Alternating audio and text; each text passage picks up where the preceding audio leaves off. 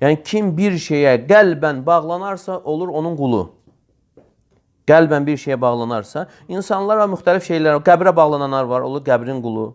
Evliyə bağlanan evliyanın qulu, bürcələ bağlanan var, bürcün qulu. Öküz bürcü, oğlaq bürcü, eşək bürcü.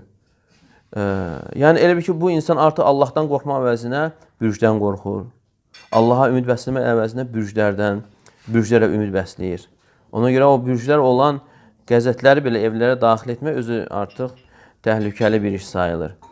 Və həmçinin insan var, arvadına bağlanıb, olur arvadın qulu. Necə ki, İmtihim Rəhmədə belə baxanda arvad, yəni kişi seyyiddir, ağadır da. Amma arvada bağlandığına görə olur arvadın qulu. Əslində ağadır, amma tərsinə olub. Pultu itirib. Və həmçinin insan var, maşına bağlanır, olur maşının qulu. Əslində maşın nəqliyyat vasitəsidir. Nəqliyyat vasitəsi səni bir yerdən başqa yerə aparan bir vasitədir.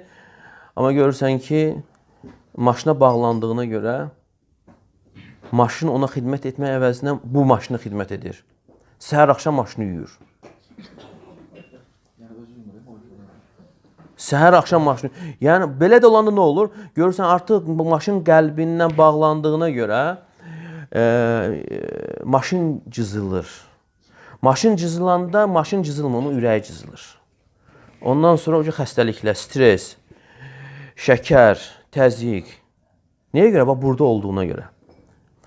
Və həmçinin başqa hər hansı bir şey ola bilər. Göz ya özü aparır maşını vurur və yaxud da başqası vurur və yaxud da binanın üstündən maşının üstünə atırlar. Yəni bunlar olanda qəlbində olduğu üçün yəni onun maşına dəymir o. Onun ürəyinə, o atılan şeylər, dəyən şeylər ürəyinə dəyir. Və həmçinin də başqa hər bir misal gətirmək olan insanın bağlandığı şeylər. İnsan var nəvəsinə bağlanır. O qədər bağlanır ki, görsən uşaq ya xəstələnir, ya ayağı qırılır, ya əli sınır, müxtəlif cür xəstəliklər. Elə bir ki, Allah Teala bununla bildirmək istəyir ki, məndən çox başqasına bağlanma. Sevmək olar, problem deyil. O cür bağlanma olmaz.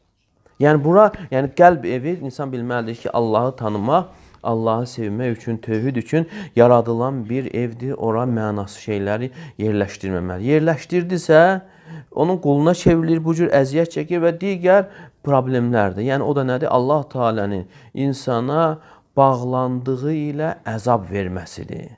Ona görə şəriət qaydaları qoyub, əgər bu formulalar, bu düsturlar insan əməl edərsə, riayət edərsə, görürsən ki, həyat da mənalı olur, həyat da rahat olur. Hər hansı bir müsibət gələndə də görürsən, o qədər təsir eləmir. Görürsən, gəlir, məsələn, burada olmadığı üçün təsir eləmir, şükür edə, əlhəmdülillah. Amma bu birisi isə elə olmur axı. Bu birisi dəhşət olur artıq. Ona görə insanlara üz verən, o infarktdan tutmuş digər xəstəliklər nəyə görədir? Yəni insanların qəlbən Allahdan başqasına bağlanmağa görədir.